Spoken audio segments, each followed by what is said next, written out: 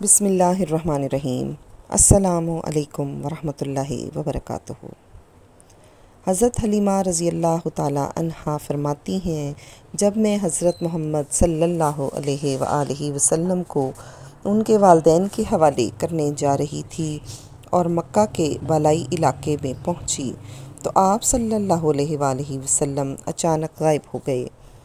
میں حواس باختہ ہو گئی۔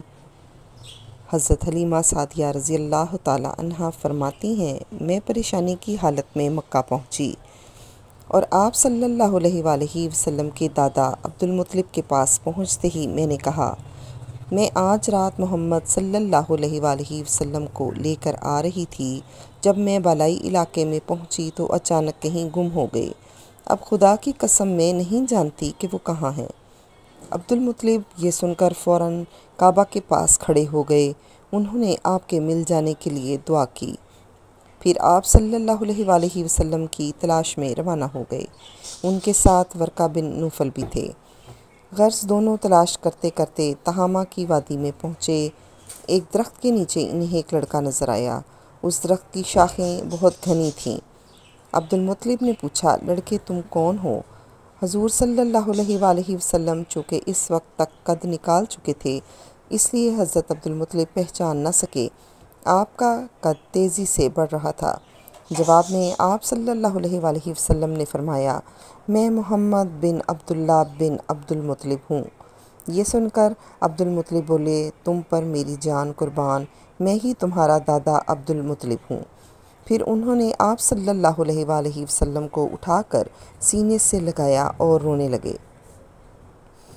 آپ صلی اللہ علیہ وآلہ وسلم کو گھوڑے پر اپنے آگے بٹھایا اور مکہ کی طرف چل دیے۔ گھر آ کر انہوں نے بکریاں اور گائے ذبح کی اور مکے والوں کی دعوت کی۔ آپ صلی اللہ علیہ وآلہ وسلم کے مل جانے کے بعد حضرت حلیمہ سعدیہ رضی اللہ تعالیٰ عنہا حضرت آمنہ رضی اللہ تعالیٰ عنہا کے پاس آئیں تو انہوں نے پوچھا، حلیمہ اب آپ بچے کو کیوں لے کر آئی ہیں؟ آپ کی تو خواہش تھی کہ یہ ابھی آپ کے پاس اور رہیں۔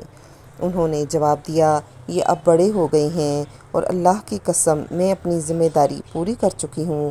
میں خوف محسوس کرتی رہتی ہوں کہیں کوئی حادثہ نہ پیش آ جائے۔ انہیں آپ کے حوالے کرتی ہوں۔ حضرت آمنہ رضی اللہ تعالیٰ عنہا کو یہ جواب سن کر بڑی حیرت ہوئی۔ انہوں نے بولا، مجھے سچ بتاؤ ماجرا کیا ہے؟ تب حضرت حلیمہ نے بتایا، حضرت حلیمہ رضی اللہ تعالیٰ عنہا نے دراصل کئی عجیب و غریب واقعات دیکھے تھے۔ ان واقعات کی وجہ سے وہ بہت پریشان ہو گئی تھیں۔ پھر سینہ مبارک چاک کیے جانے والا واقعہ پیش آیا تو وہ آپ کو فوری طور پر واپس کرنے پر مجبور ہو گئیں۔ وہ چند واقعات حضرت حلیمہ رضی اللہ تعالیٰ عنہا اس طرح بیان کرتی ہیں، ایک مرتبہ یہودیوں کی ایک جماعت میرے پاس سے گزری۔ یہ لوگ آسمانی کتاب تورات کو ماننے کا دعویٰ کرتے تھے۔ میں نے ان سے کہا، کیا آپ لوگ میرے اس بیٹے کے بارے میں کچھ بتا سکتے ہیں؟ ساتھ ہی میں نے نبی کریم صلی اللہ علیہ وآلہ وسلم کی پیدائش کے بارے میں انہیں تفصیلات سنائیں۔ یہودی تفصیلات سن کر آپس میں کہنے لگے، اس بچے کو قتل کر دینا چاہیے۔ یہ کہہ کر انہوں نے پوچھا، کیا یہ بچہ یتیم ہے؟ میں نے ان کی بات سن لی تھی کہ وہ ان کے قتل کا ارادہ کر رہے ہیں، تو میں نے جلدی سے اپنے شوہر کی طرف اشارہ کرتے ہوئے کہا، نہیں، یہ اس بچے کے باپ ہیں۔ تب انہوں نے کہا، اگر یہ بچہ یتیم ہوتا تو ہم اسے ضرور قتل کر دیتے۔ یہ انہوں نے اس لیے کہا کیونکہ انہوں نے پرانی کتابوں میں پڑھ رکھا تھا کہ آخری نبی آنے والے ہیں، ان کا دین سارے عالم میں پھیل جائے گا، ہر طرف ان کا بول بالا ہوگا، ان کی پیدائش اور بچپن کی یہ علامت ہوگی اور یہ کہ وہ یتیم ہوں گے۔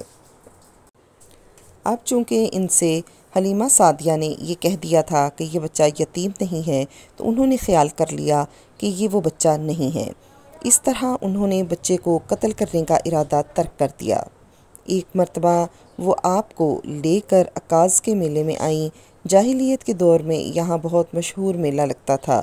یہ میلہ طائف اور طحلہ کے درمیان میں لگتا تھا۔ عرب کے لوگ حج کرنے آتے تو شوال کا مہینہ اس میلے میں گزارتے، کھیلتے کودتے اور اپنی بڑائیاں بیان کرتے۔ حضرت حلیمہ سعدیہ رضی اللہ تعالی عنہا آپ کو لیے بازار میں گھوم رہی تھیں کہ ایک کاہن کی نظر ان پر پڑ گئی۔ اسے آپ میں نبوت کی علامات نظر آ گئیں۔ اس نے پکار کر کہا، لوگو اس بچے کو مار ڈالو۔ حضرت حلیمہ رضی اللہ تعالی عنہا نے اس کاہن کی بات سن کر گھبرا گئیں اور جلدی سے وہاں سے چلی گئیں۔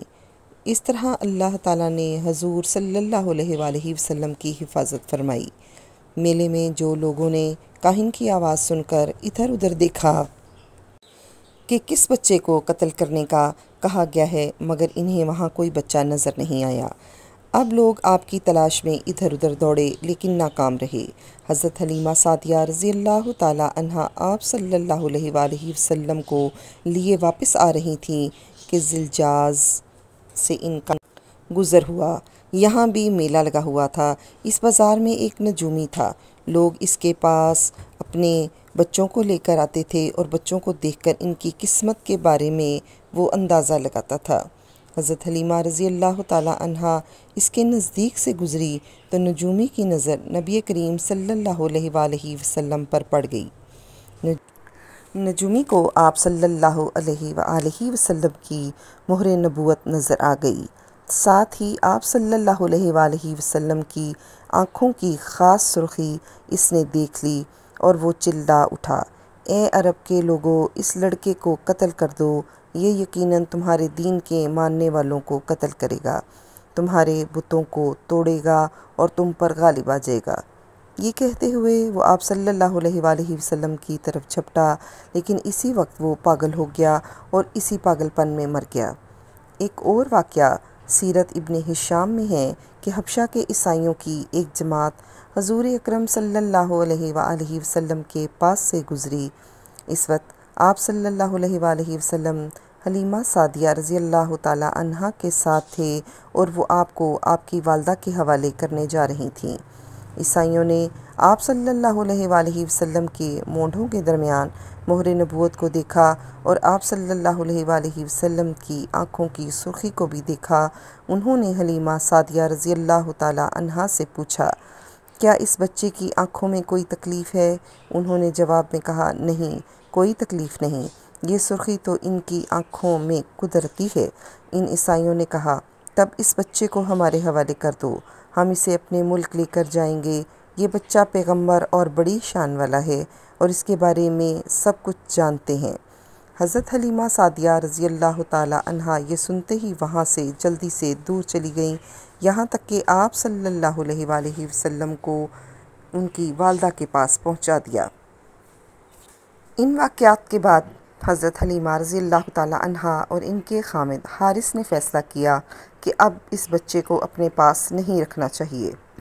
جب حضرت حلیمہ سعدیہ رضی اللہ تعالی عنہا نے آپ صلی اللہ علیہ وآلہ وسلم کو حضرت آمنہ رضی اللہ تعالی عنہا کے حوالے کر دیا، اس وقت آپ صلی اللہ علیہ وآلہ وسلم کی عمر مبارک 6 سال تھی۔ اگر آپ نے ابھی تک میرے چینل لائف وتھ سویا کو سبسکرائب نہیں کیا تو کر لیجئے۔ مجھے آپ کی طرف سے حوصلہ افزائی کا انتظار رہے گا۔ دعاؤں میں یاد رکھیے گا۔ السلام علیکم ورحمۃ اللہ وبرکاتہ۔